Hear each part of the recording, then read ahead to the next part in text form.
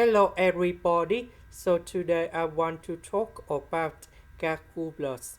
The topic that is about limit. So now I want to show you how to answer. We have the formula in here.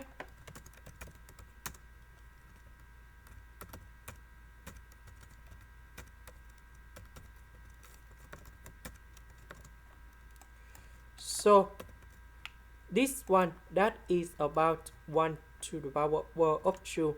This one that is about e to the power of s, everything to the power of 2. Now we need to transform this one into this one.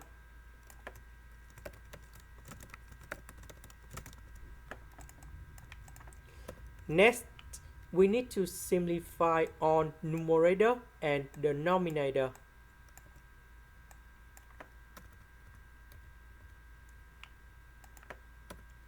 And now we can put number 0 colon here.